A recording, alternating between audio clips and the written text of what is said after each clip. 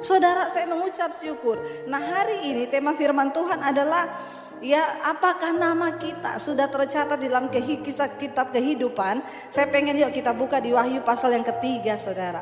Kalau bicara tentang kitab kehidupan itu adanya di Wahyu, saudara ya. Wahyu pasal yang ketiga, firman Tuhan di sana kepada jemaat di Sardis ya.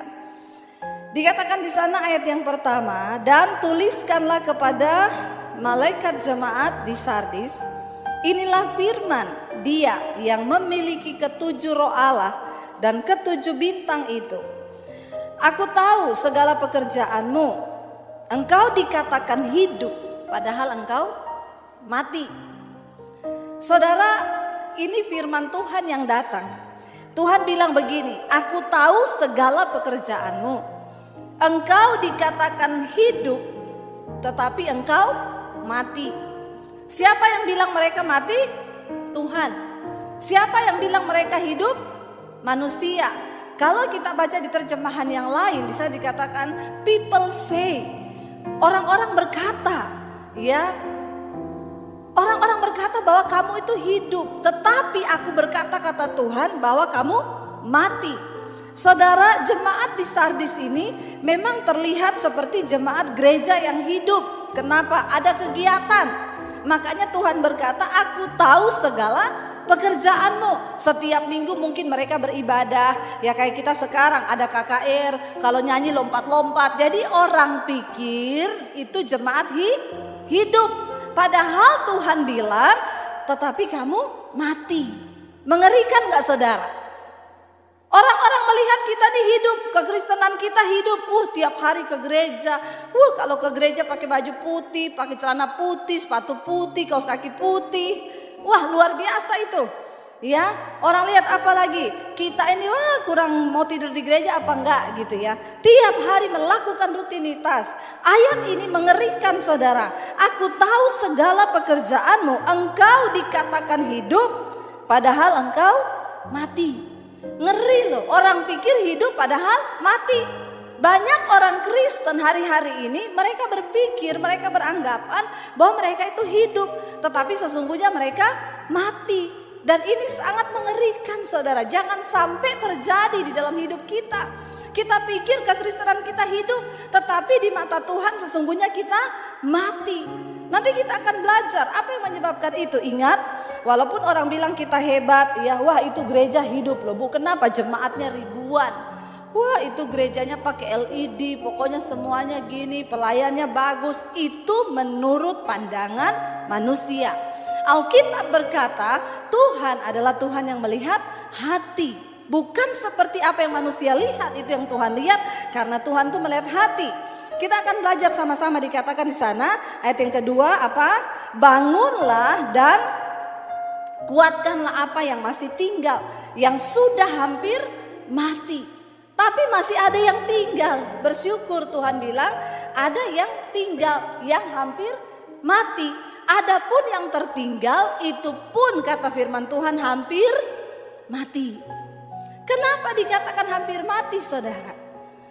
Kekristenan yang sesungguhnya itu yang pertama, waktu kita berjumpa dengan Tuhan, hidup kita itu diubahkan.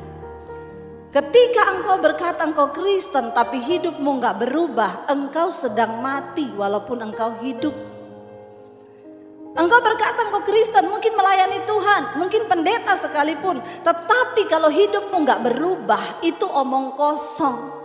Jangan tertipu. Makanya firman Tuhan berkata, engkau percaya hanya ada satu Allah saja itu baik, tapi setan juga percaya. Setan percaya, kita percaya. Kalau gitu, kalau orang Kristen level imannya cuma sampai dipercaya, berarti dia satu level sama setan percaya hanya ada satu Allah saja, kita juga percaya.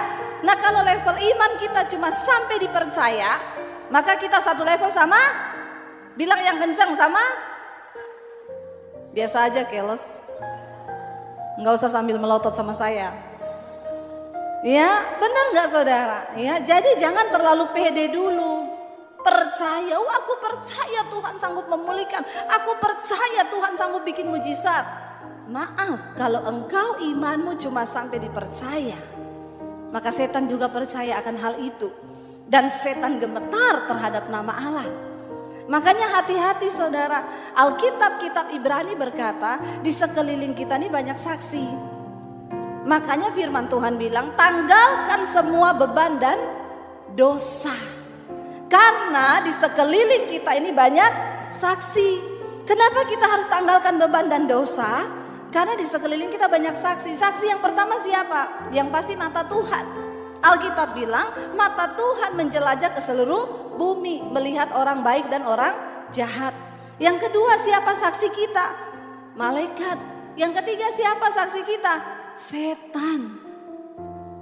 Setan bisa lihat kita, tapi kita nggak bisa lihat setan. Saudara yang mengikuti khotbah saya, mungkin saudara dengar beberapa waktu yang lalu saya bersaksi di Jakarta. Tiba-tiba saya ditelepon ada orang kena COVID, mamanya nangis. Bu, anak saya kena COVID bu, dia sudah koma bu, bagaimana bu? Saya bilang, bu tenang bu, percaya kalau belum waktunya mati tidak akan mati. Tapi kalau sudah waktunya mati ya maka siap-siap. Saya tidak takut berlebihan ketika masa COVID. Saya pun bilang ke suami, di masa COVID ini kita nggak usah takut berlebihan. Kenapa? Sudah ada satu jumlah tertentu yang akan dipanggil Tuhan. Jadi kalau kita belum masuk di dalam jumlah itu, maka kita nggak akan mati. Tapi kalau kita termasuk salah satu yang ada di dalam jumlah itu, maka kita harus siap. Dan benar, kami satu keluarga, kita ini bintang 3-nya COVID. Kena COVID 3 kali saudara. Dari awal, yang kedua Delta itu suami saya hampir mati. Waktu dia kena Delta itu saya bilang, Tuhan kenapa kita kena COVID lagi? Malah yang ini benar-benar parah, hampir lewat. Tuhan bilang karena ini varian baru.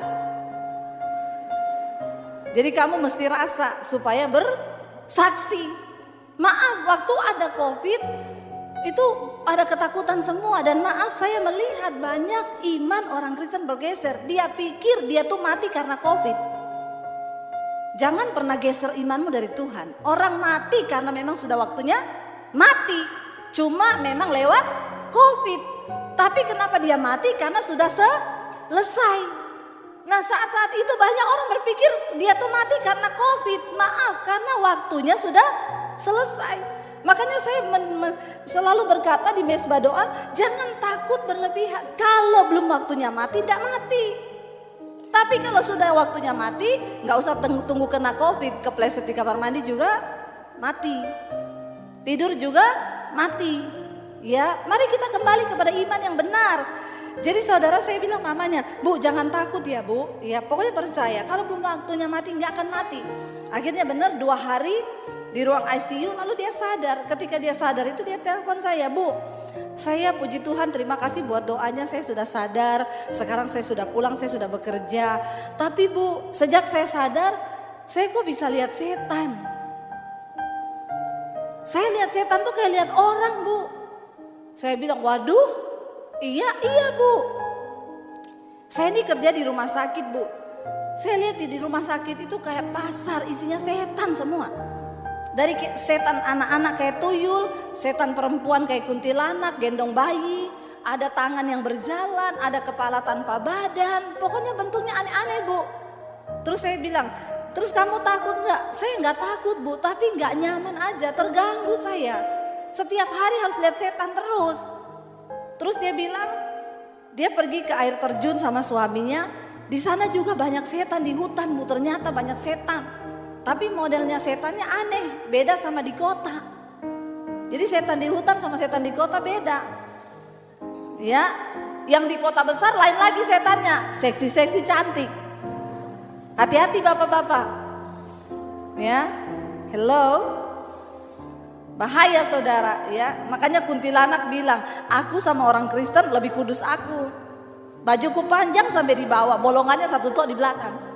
Orang Kristen udah bajunya pendek, bolong di mana-mana. Jadi kata kuntilanak, Eke bingung yang setan Eke apa ye. Saya berdoa di sini tidak ada setan, amin.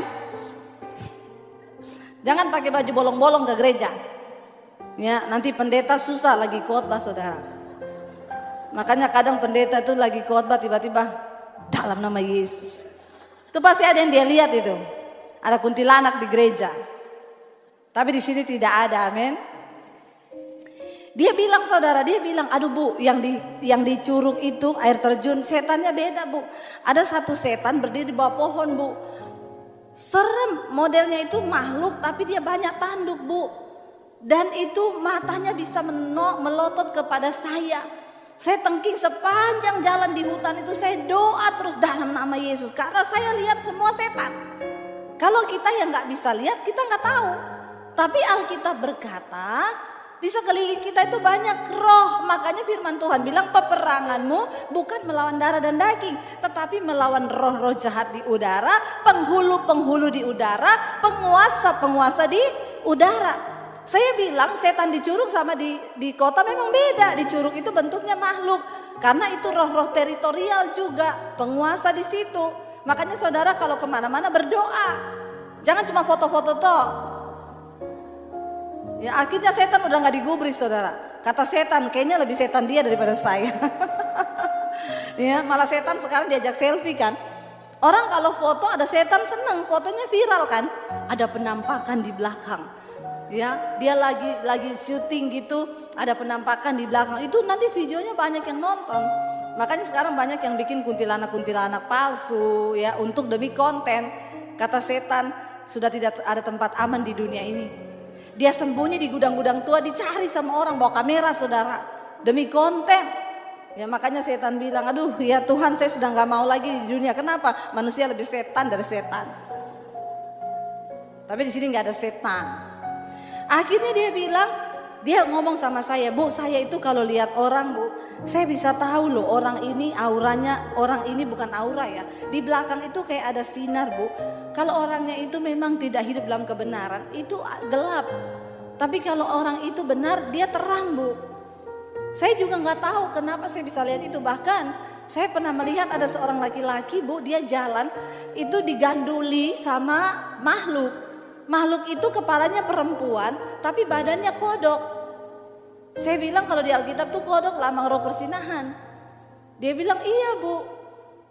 Lalu dia bilang ibu saya mau didoakan tutup, biar ditutup saya nggak mau lihat-lihat setan bu. Saya bilang sebenarnya kamu kalau nggak terganggu, pakai itu untuk karunia doa pelepasan.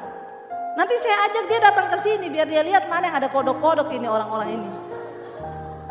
Biar dia tahu bapak-bapak yang diganduli kodok di kaki ini mana. Karena banyak orang di gereja itu diganduli kodok. Tiap hari nonton film porno, gak usah angkat tangan. Hello. Ya, melakukan kenajisan, persabulan. Ya, itu banyak. Tapi dia bilang saya gak mau bu, ibu tolong doakan. Akhirnya kami berdoa. Dan Roh Kudus benar-benar bekerja. Saya bilang kalau itu bukan dari Tuhan biar Tuhan menutup. Dan puji Tuhan dia bilang sekarang udah gak lihat-lihat lagi. Tapi apa yang saya tarik saudara, benar kitab Ibrani bilang hati-hati dengan hidupmu. Di sekelilingmu itu banyak saksi. Saksi yang pertama Tuhan, yang kedua malaikat, yang ketiga manusia, yang keempat setan. Jadi kalau engkau kelihatan hidup di gereja, melayani di mimbar, jadi pendeta, WL, singers, gembala sekalipun, tapi kalau hidupmu tidak melakukan firman, maaf saudara ya, setan melihat itu. Dan inilah yang dimaksud Tuhan. Orang berkata kamu hidup, tapi sesungguhnya kamu mati. Mati apanya? Mati rohaninya, mati imannya. Jemaat yang ada di Sardis, dia bilang di sana firman Tuhan berkata, bangunlah dan kuatkanlah apa yang masih tinggal, yang sudah hampir mati. Ya, di sana dikatakan sebab tidak satu pun dari pekerjaanmu aku dapati sempurna di hadapanku. Coba saudara, kita sudah melakukan banyak hal di dalam kekristenan, tapi ternyata Tuhan bilang semua pekerjaanmu itu tidak berkenan di hadapanku. Ayat yang berikutnya dikatakan, karena itu ingatlah bagaimana engkau telah menerima dan mendengarnya, turutilah itu dan bertobatlah.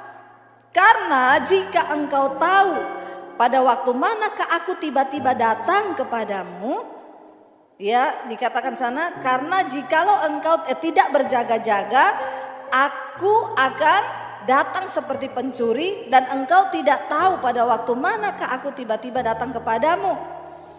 Jadi di sini Tuhan menekankan, bangun imanmu yang masih ada, yang hampir mati, kuatkan lagi. Kenapa? Karena kamu nggak tahu kapan aku datang. Tuhan datang seperti pencuri. Artinya apa? Nggak ada tandanya. Nggak ada pencuri mau datang itu telepon dulu saudara. Bu, saya nanti malam mau datang nyuri di rumah ibu ya. Ibu tolong siap-siap. Nggak ada. Yang namanya pencuri datang di saat orang merasa rumahnya aman, nggak ada apa-apa. Di saat itulah pencuri datang. Bahkan kita nggak tahu. Saya pernah kemasukan pencuri di rumah. Kita nggak ada yang tahu. Waktu kita bangun, udah hilang semua, HP hilang, laptop hilang, semua hilang. Baru kita periksa, oh jendelanya dijebol. Itu pencuri datang, nggak ada yang tahu. Tuhan bilang kamu nggak tahu aku kapan datang. Makanya bangun imanmu yang hampir mati, kuatkan lagi, berjaga-jaga dan bertobatlah. Kekristenan tanpa pertobatan itu akan menjadi kematian di hadapan Tuhan. Lalu dikatakan di sana Tuhan berkata begini saudara. Tetapi di Sardis ada beberapa orang yang tidak mencemarkan pakaiannya. Mereka akan berjalan dengan aku dalam pakaian putih karena mereka adalah layak untuk itu. Siapa yang dikatakan Tuhan? Ya, orang-orang yang akan layak berdiri di hadapan Tuhan dan mendapatkan jubah yang putih itu, orang-orang yang tidak mencemarkan dirinya, pakaiannya. Saudara, ketika kita menerima Yesus, kita diberikan jubah. Jubah yang putih saudara. Dan jubah itu harus kita jaga. Jangan kita kotori atau kita biarkan rusak. Ayat ini berkata, tetapi di Sardis ada beberapa orang yang tidak mencemarkan pakaiannya. Mereka akan berjalan dengan aku dalam pakaian putih karena mereka adalah layak untuk itu. Ayat yang kelima, barang siapa menang, ia akan dikenakan pakaian putih yang demikian.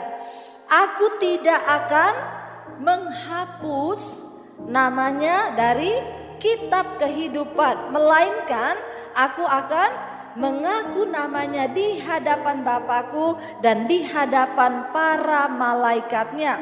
Siapa bertelinga, hendaklah ia mendengarkan apa yang dikatakan Roh kepada jemaat-jemaat. Ayat yang tadi berkata ayat 5, barang siapa menang, ia akan dikenakan pakaian putih yang demikian. Aku tidak akan apa? Menghapus namanya dari. Kalau Tuhan berkata aku tidak akan menghapus, berarti ada kemungkinan dihapus enggak? Ada. Makanya jangan punya prinsip sekali selamat tetap selamat. Kita menerima keselamatan itu bukan karena usaha kita. Semua karena perbuatan Tuhan, bukan karena perbuatan baik kita. Tidak ada seorang pun yang dapat menyelamatkan diri. Itu awal ketika kita terima Yesus. Saya pertama kali terima Yesus bukan karena saya baik. Justru karena saya berdosa, justru karena saya hancur. Cuma sebuah iman yang kecil ketika saya berdoa waktu saya mau bunuh diri. Saya cuma bilang ini, Tuhan, saya tahu ada Tuhan yang menciptakan saya. Siapa engkau sebenarnya? Dari kecil, papi saya udah bilang sama saya, dengar ya, kamu jangan berteman sama orang Kristen. Apalagi pacaran sama orang Kristen. Kalau kamu sampai menikah dengan laki-laki Kristen, lebih baik papi masuk penjara, papi bunuh kamu supaya kamu tidak bikin malu keluarga. Dari kecil saya sudah ditanamkan tidak boleh dekat-dekat sama orang Kristen. Jadi saya nggak berani saudara lirik sama cowok Kristen atau jatuh cinta sama laki-laki Kristen. Padahal yang ganteng-ganteng itu cowok Kristen. Amin. Kalau bertobat, kalau nggak bertobat sama juga, ya itu tadi temennya. Saudara, akhirnya saya nggak pernah berniat untuk jatuh cinta sama laki-laki Kristen. Jadi banyak yang tanya, Bu, ibu jadi Kristen kenapa? Karena menikah dengan suami? Enggak. Saya bertobat tahun 95. Saya diusir dari keluarga saya tahun 96 ketika ketahuan saya jadi Kristen. Akhirnya saya bertobat, saya terima Yesus. Singkat cerita, saya ke gereja, saya pakai baju senam. Saya bohong sama keluarga saya bilang saya mau senam. Karena papi saya punya pedang panjang 1,5 meter di bawah kolong tempat tidur. Dia punya keris, dia punya pistol. Jadi saya ketakutan tiap hari. Kalau dia tahu saya jadi Kristen, malam itu singkat cerita, ketika saya mau bunuh diri saya bertanya, Tuhan engkau adakah? Kalau memang Tuhan itu ada, siapa engkau sebenarnya? Tunjukkan dirimu kepada saya. Malam itu Tuhan menunjukkan dirinya kepada saya dilawat Tuhan, saya nangis, saya merasa menjadi orang yang paling berdosa malam itu. Dan ketika malam itu saya dijamah Tuhan, gak ada pikiran bunuh diri lagi. Yang ada di benak saya hanyalah aku pengen kenal siapa Tuhan Yesus. Lalu saya cari gereja, saya pakai baju senam, saya datang ke gereja, saya dikasih Alkitab. Saya bawa pulang Alkitab saudara. Saya baca Alkitab satu hari itu 6 sampai 7 jam. Saya baca Alkitab di kamar mandi, saya baca Alkitab di kamar saya baca Alkitab. Iman bertumbuh di dalam aniaya dan pembacaan firman Tuhan. Saya baca Alkitab saudara, saya renungkan firman Tuhan, terima kasih Pak. Dan akhirnya iman saya mulai bertumbuh, saya diubahkan. Setiap firman yang saya baca saya berusaha untuk melakukan. Saya diubahkan Tuhan semuanya sampai ke cara berpakaian saya. Saudara bayangkan dulu saya pelatih senam. Ya pelatih senam itu semakin seksi makin bangga. Tapi ketika saya terima Yesus saya tahu tubuh saya adalah bait Allah, bait Roh Kudus. Saya tidak boleh sembarangan. Saya mengerti banyak hal lalu saya diubahkan Tuhan. Lalu akhirnya 96 tahun 96 ketahuan sama papi saya. Dia bilang, papi tahu sekarang kamu jadi Kristen. Makanya ya akhir-akhir ini papi lihat kamu jadi aneh. Semua orang yang menjadi Kristen pasti akan jadi. Halo. Memang harusnya orang yang bertobat menerima Yesus akan jadi aneh. Pertanyaan saya, sudah aneh ke saudara? Halo, kenapa aneh? Yang tadinya pemarah jadi peramah. Yang tadinya pelit, melitit. Waktu terima Yesus jadi pemurah, suka memberi. Yang tadinya merokok, terima Yesus gak merokok lagi. Yang tadinya pemabok, terima Yesus gak mabok lagi. Yang tadinya tukang keluar malam, dugem. Itu saya dulu, ketika terima Yesus gak mau saya pergi-pergi di rumah. Kenapa? Apa yang dulu kuanggap keuntungan, sekarang kuanggap rugi. Karena pengenalan akan Yesus Kristus Tuhanku itu lebih mulia daripada segala-galanya. Setiap hari saya cuma baca Alkitab, itu pun sembunyi di kamar mandi. Takut ketahuan saudara. Tapi iman saya semakin bertumbuh, semakin bertumbuh. Gak ada pikiran jadi pendeta. Saya gak kepengen jadi pendeta. Tapi saya baru tahu sekarang, memang itu adalah panggilan. Ya, menjadi hamba Tuhan itu panggilan, bukan karena kita yang mau, tapi Tuhan yang pilih. Ketika kita menyerahkan hidup, ya, maka Tuhan pilih kita, saudara. Dan akhirnya saya mulai bertumbuh dalam iman. Ketahuan papi saya bilang, siapa yang paksa kamu jadi Kristen? Kamu tunjuk tetangga mana yang pengaruhin kamu jadi Kristen? Atau kamu punya pacar orang Kristen? Saya bilang, enggak papi. Saya cuma bilang gini, papi saya bukan Debbie yang dulu, saya Debbie yang baru. Siapa yang rubah kamu? Saya bilang, Tuhan Yesus yang rubah saya. Dia marah saudara, dia bilang, papi udah bilang ya, kamu jangan main-main, papi bunuh kamu. Papi kalau bunuh kamu, papi masuk surga dapat pahala. Saya cuma nangis waktu itu, tapi saya terus bertumbuh di dalam iman. Singkat cerita, tahun 96 saya dipanggil papi saya. Papi saya bilang, papi udah gak bisa paksa kamu. Papi lihat, sekalipun papi pasung kamu gak boleh keluar. Tapi papi tahu kamu masih berdoa kepada Tuhanmu. Jadi sekarang kamu pilih. Kalau kamu tetap mau jadi Kristen, kamu tinggalkan keluarga dan jangan anggap kamu punya apa-apa di rumah ini. Tapi kalau kamu mau kembali, papi terima kamu sebagai anak. Saya tinggalkan keluarga saya malam itu dengan bercucuran air mata. Ketika saya masuk ke kamar, saya bilang, Tuhan, saya tidak punya pilihan. Teguhkan apa yang harus saya lakukan. Saya baca Alkitab, dapatnya langsung, berbahagialah kamu jika karena namaku kamu meninggalkan ayahmu, ibumu, rumahmu, ladangmu, pekerjaanmu atau apa saja, karena engkau akan memperolehnya lipat kali ganda. Saya bercucuran air mata, saya menangis malam itu. Saya tinggalkan keluarga saya pamit sama mami sama papi saya. Sampai papi saya menangis berlutut di bawah kaki saya, dia cium kaki saya. Debbie, papi merendahkan diri, kembali kamu. Saya bilang, tidak Pak, saya tidak bisa meninggalkan Tuhan Yesus yang sudah mengubahkan hidup saya. Saya tinggalkan keluarga saya malam itu tahun 96. Dari kota Poso saya ke kota Palu. Di kota Palu saya tinggal di kos-kosan dengan sepupu saya untuk bisa dapat makan, bukan digaji. Di situ saya cuci baju anak kos, saya nyetrika, saya ngepel. Tuhan hancurkan semua kesombongan saya. Di rumah saya ada pembantu beberapa orang. Saya tidak pernah melakukan hal-hal itu, tapi ketika saya ikut Yesus, hidup saya masuk dalam penderitaan. Makanya di sini saudara, kalau saudara belum menderita, belum dianiaya, saya doakan supaya saudara menderita. Bilang amin. Jangan ketawa, amin. Kenapa? Penderitaan itu bagus bagi iman kita. Penderitaan akan membuat kita tahu siapa Tuhan yang kita sembah. Penderitaan akan mematikan kedagingan kita. Penderitaan akan membuat kita belajar bagaimana kita ini hidup mengandalkan Tuhan. Saya tinggalkan semuanya. Mulai terima Yesus, hidup saya saudara masuk di dalam proses demi proses. Tapi saya berjalan bersama dengan Tuhan. Saya cuma bilang, saya tidak akan pernah meninggalkan Engkau Tuhan Yesus. Kenapa? Karena saya tahu nama saya tercatat di dalam kitab kehidupan. Saudara, kita ikut Yesus bukan supaya engkau tidak ada masalah. Engkau ikut Yesus bukan supaya cuma masalahmu dapat jalan keluar. Dengar baik-baik, begitu banyak orang Kristen kecewa kepada Tuhan. Karena dia bilang, Bu, saya sudah berdoa lama, masalah saya gak dijawab-jawab. Saya bilang, kalaupun Tuhan gak jawab sampai mati, kenapa? Kita ikut Tuhan bukan supaya masalah kita selesai. Apa alasan ibu ikut Tuhan? Karena kita ada di dunia yang penuh dengan masalah. Kita ikut Yesus supaya kita dapat kekuatan untuk menanggung masalah itu. Bahkan sekalipun tidak menjawab, Tuhan tidak menjawab, jaminan pasti kita ikut Yesus itu apa? Kekekalan yang akan kita terima. Jadi banyak orang itu datang, mereka salah ikut Yesus ternyata. Bu, kenapa Tuhan gak jawab saya begini? Kenapa begini? Kenapa begitu? Kenapa begini? Saya bilang, kenapa engkau butuh Yesus dalam hidupmu? Karena engkau tidak bisa kuat menjalani hidup ini sendiri. Kenapa engkau percaya Yesus?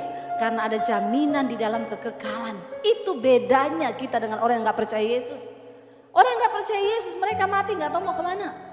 Tapi kita semua, makanya kita bisa berkata, bagiku hidup adalah Kristus, mati adalah keuntungan. Amin. Siapa yang sudah siap mati? Ini tadi baru ngomong mati adalah untung. Saya mau tanya, yang sudah siap mati berapa banyak? Yang belum siap mati? Angkat tangan. Yang bingung angkat kaki. Pulang aja. Buat apa saudara jadi orang Kristen kalau saudara gak ngerti apa-apa? Mati aja saudara gak ngerti. Bagaimana engkau bisa menginjil kepada orang? Hello. Ketika ditanya yang sudah siap mati siapa? Angkat tangan dong. Saya sudah siap mati. Bukan yang ingin mati loh. Saya kan gak tanya yang sudah mau mati siapa. Kenapa saya perlu tanya jemaat? Engkau siap mati apa enggak? Saudara, engkau siap atau tidak siap? Kalau harinya datang, kita pergi loh tanpa permisi. Kenapa kita harus siap mati saudara? Ya karena di dalamnya Yesus itu ada kekekalan. Makanya Rasul Paulus berkata, bagiku hidup Kristus, mati adalah keuntungan. Tapi orang Kristen sekarang masih takut mati, belum siap mati. Daripada saudara tidak siap, lebih baik siap. Amin. Bagaimana caranya menyiapkan diri, Bu? Bukan beli tanah kuburan yang mahal. Kalau di Jakarta itu orang kaya-kaya itu lucu saudara. Saya datang doakan di San Diego Hills. Ya itu satu lubang bisa 1 miliar loh. Tergantung tempatnya. Ada yang lebih. Semakin indah pemandangannya, semakin mahal lubang kuburannya. Saya berdoa di situ, lalu ibunya di samping saya ngomong, Bu Debbie, kami sekeluarga sudah punya lubang loh di sini. Oh sudah ya Bu, iya 5 Bu. Saya, suami, anak 3. Terus saya tanya, berarti ibu sudah siap masuk ke lubang itu? Ya belum lah Bu Debbie, jangan ngomong gitu ih. Loh kalau ibu sudah siap lubang berarti siap masuk kan? Pertanyaan saya sekarang, ibu udah siap mati? Belum lah, jangan ngomong begitu ih. Udah beli lubang belum siap mati? Kebangetan gak? Kalau gitu Bu, jual lagi aja tuh lubang. Uangnya buat bagi-bagi untuk pelayanan di desa-desa. Ngapain beli lubang 1M, 5 lubang 5M? Buat apa tuh duit cuma jadi tanah di situ? Saya bilang, Bu, mempersiapkan diri masuk kepada kematian bukan beli lubang yang mahal, bukan siapin peti yang mahal. Bagaimana engkau mempersiapkan hidup menuju kepada kematian, hidup yang kekal? Hidup dalam pertobatan. Kalau hari ini engkau masih punya kepahitan di hati, lepaskan kepahitan itu. Jangan engkau pegang terus. Tapi Bu, dia nyakitin saya kebangetan loh Bu. Saya simpan ini 30 tahun, saya gak bisa lupa. Bodoh. Itu yang Tuhan bilang kamu mati. Ke gereja puluhan tahun, tapi tetap simpan kepahitan. Buat apa? Orang itu kalau simpan kepahitan mudah terluka, mudah kecewa, baper, koper, bagasi. Ya enggak? Apa itu baper? Bawa perasaan. Diomongin dikit tersinggung, baper. Terluka saya, tersinggung sama omongannya, pret. Ya, baper, apalagi koper, korban perasaan. Jadinya bagasi, bahagia enggak, sedih iya. Banyak orang Kristen saya dapati begini. Makanya dari cara omongnya, dari cara ininya, saya dulu pernah saudara, ada ibu-ibu Bu Debi, nanti ibu doakan saya ke rumah bisa enggak? Rumah saya alamatnya ini nih. Oke, saya datang. Datang saya tanya, Bu, dibukain sama ibu-ibu. Bu, benar di sini rumahnya ibu ini? Dia bilang, iya. Ada perlu apa? Itu kakak saya. Oh, saya ini mau mendoakan, diminta datang ke sini untuk mendoakan ibu itu. Oh, situ apa? Pendeta? Iya, sini pendeta. Masuk, duduk. Saya duduk saudara. Saya pikir nih orang menakutkan sekali ya. Tapi saya tahu orang model begini hatinya ini banyak luka. Saya duduk, dia bilang, situ pendeta berarti? Iya Bu. Berarti situ punya kuasa. Waduh, kuasa apa ya? Maksudnya ibu, situ bisa baca saya enggak? Dalam hati saya kalau ada tulisannya saya baca Bu. Emang saya dukun. Saya bilang maksud ibu baca apa ya? Situ baca saya, kan situ pendeta kan? Ya kalau ibu suruh begitu maaf ya Bu, saya mesti ngomong sama ibu ya. Saya agak menjauh sedikit saudara, karena ini orang sakit jiwa. Orang itu simpan kepahitan, marah itu sakit jiwa. Tapi baru dia punya kadarnya, levelnya masih sedikit, stadiumnya awal. Tapi itu udah sakit jiwa. Lalu saya agak menghindar sedikit, saya bilang maaf ya Bu, kalau ibu suruh saya baca ibu, ya kayaknya ibu banyak terluka ya. Ibu banyak kekecewaan di hati, banyak kepahitan. Saya sambil berdoa dan berjaga-jaga saudara. Saya takut itu pot bunga di depannya dia melayang di kepala saya. Kita berhadapan dengan orang sakit jiwa gini, hati-hati. Saya tunggu reaksinya. Dua saja ini, kalau nggak dijamah Tuhan, dijamah setan. Kalau dijamah setan dia ngamuk, dia lempar saya. Tapi kalau dijamah Roh Kudus dia nangis. Bener saudara, nggak berapa lama dia wah yes, dalam hati saya yes. Iya ya Bu ya, betul Bu. Saya ini Bu, orang-orang dekat yang nyakitin saya Bu, keluarga sendiri. Nah kebuka kan. Akhirnya saya mulai mendekat. Lalu saya mulai pegang belakangnya, saya elus-elus. Bu, Tuhan tahu ibu menghadapi semua itu. Tapi datang kepada Tuhan, lepaskan pengampunan Bu. Semua yang Tuhan izinkan terjadi, wah tambah nangis dia saudara. Jadi kakaknya masih mandi, dia jadi pasien pertama saya. Nangis, iya Bu, saya doakan, saya peluk dia nangis. Dan mungkin selama ini gak ada yang peluk. Karena orang model begini gak ada mau bergaul. Modelnya siapa? Nah, siapa yang mau berteman kayak gini? Kayak anjing galak kan? Terus akhirnya saya belai-belai, dia mulai nangis. Saya doakan. Puncaknya saya doakan, dia nangis, dia teriak saudara. Tuhan jamah hatinya Bapa, balut dengan kasih-Mu. Cabut segala kekecewaan, kebencian. Nangis teriak, bebannya plong. Begitu selesai nangis, dia senyum. Dia tanya, Ibu pendeta namanya siapa ya? Berubah saudara. Sekarang ibu namanya siapa ya Bu? Padahal kan tadi dia bilang situ pendeta. Saya bilang iya sini pendeta. Jadi waktu dia tanya ibu namanya siapa? Saya bilang situ.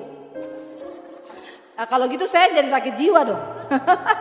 Saya bayar "Ya Bu, saya namanya Debbie." "Oh iya, terima kasih ya Ibu Debbie ya, luar biasa ya. Ibu mau minum apa? Kopi mau nggak?" Karena dia tanyanya begitu, saya bilang, "Boleh Bu, kopi Bu." Coba kalau ditanya, "Minum apa?" Jangan jawab saudara, nanti datang kopi pakai sianida. Maka matilah kau. Kenapa ada orang bikin kopi dikasih sianida? Karena dia bikin kopi dengan hati yang terluka.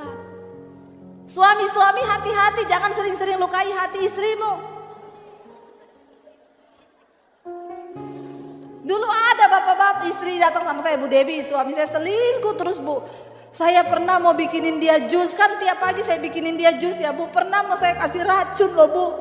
Ibu jangan begitu Bu, nanti ibu masuk penjara loh." "Iya makanya saya nggak jadi Bu, nggak jadi.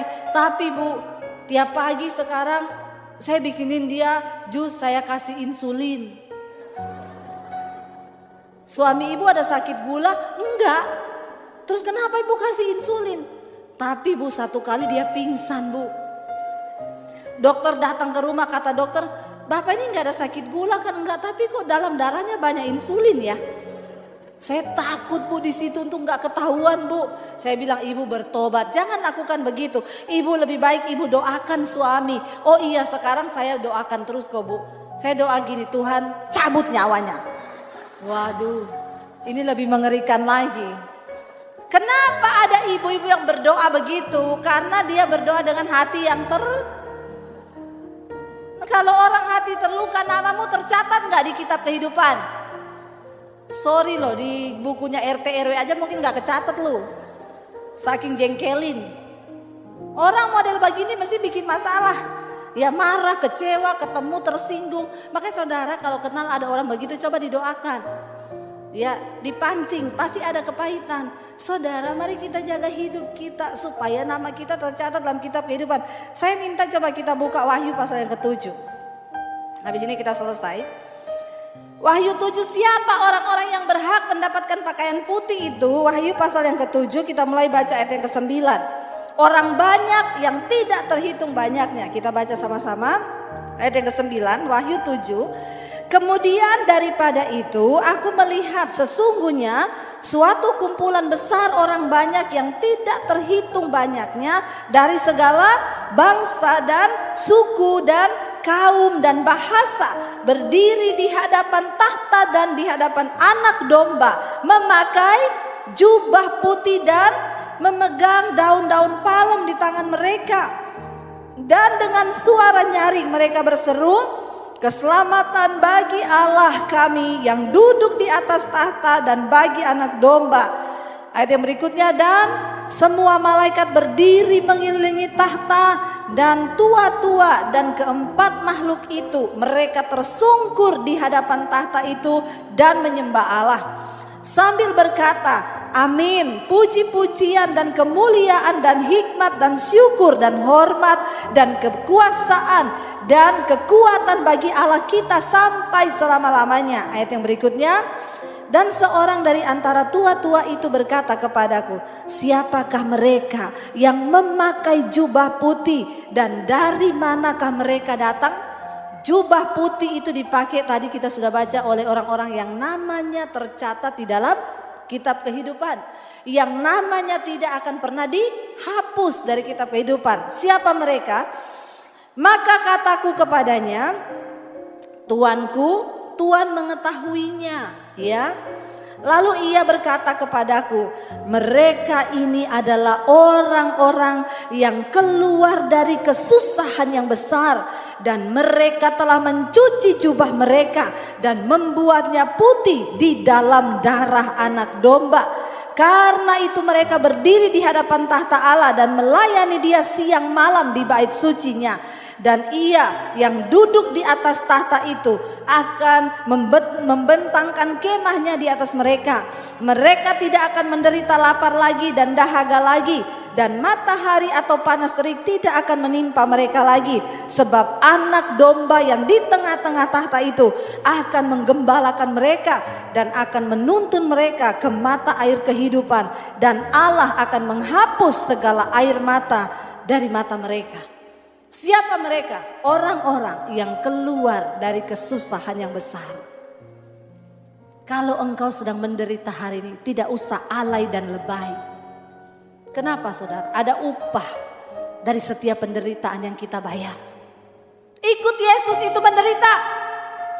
Saya ditanya waktu saya lagi siaran sama salah satu gereja yang ada di Singapura. Bu, mau tanya kenapa ibu bisa kuat menghadapi tantangan yang begitu berat? Saya mau bersaksi sama saudara, puluhan tahun saya ikut Yesus, isinya penderitaan semua. Tapi saya tetap menjalani dan tidak pernah meninggalkan Tuhan. Karena saya tahu ada upah di dalam kekekalan. Mereka tanya, apa yang membuat ibu kuat mengikuti Yesus? Saya bilang mungkin karena saya tidak pernah dengar khotbah pendeta-pendeta. Waktu saya jadi Kristen, saya tidak boleh ke gereja. Saya cuma baca Alkitab di kamar dan dituntun oleh Roh Kudus. Jadi ketika saya jadi Kristen, yang saya baca semua tentang penderitaan di Alkitab. Ikut Yesus itu menderita, murid-murid Yesus itu menderita. Semua yang ikut Yesus, bahkan Yesus bilang, barang siapa yang sungguh-sungguh beribadah kepadaku, dia akan menderita aniaya. Dengan kata lain, kalau engkau belum sungguh-sungguh, maka engkau tidak akan menderita. Makanya saya tadi berdoa supaya saudara yang belum menderita, menderitalah kau. Benar, kenapa? Karena kalau engkau sungguh-sungguh beribadah kepada Yesus, engkau pasti menderita. Menderita dalam hal apa? Segala hal. Ketika engkau difitnah, engkau gak boleh balas. Engkau harus berdoa buat orang itu. Ketika engkau disakiti oleh saudaramu, iparmu, mertuamu, engkau gak boleh kepahitan. Engkau harus berdoa, Tuhan, aku memberkati dia. Bahkan kita melakukan firman, jangan kalah dengan kejahatan, tapi kalahkan kejahatan dengan kebaikan. Itu menderita. Menderita ikut Yesus, kenapa? Melakukan firman, itu melawan kedagingan. Makanya saudara, ditanya saya, kenapa ibu bisa kuat? Karena saya belum dengar khotbah pendeta-pendeta. Kenapa? Karena sekarang banyak khotbah-khotbah, bukan pendeta di Mojokerto, di sana, di Jakarta. Yang Mojokerto semua luar biasa. Insya Allah. Ya, khotbahnya apa? Saudara percaya ikut Yesus, engkau tidak pernah akan menderita. Masalahmu diselesaikan, utangmu dibayar, Pret. Makanya banyak orang Kristen ditagih utang dia lari. Dia bilang Tuhan sudah bayar utangku. Kenapa kau tagih? Utang dosa Tuhan bayar, utang duit bayar sendiri, amin.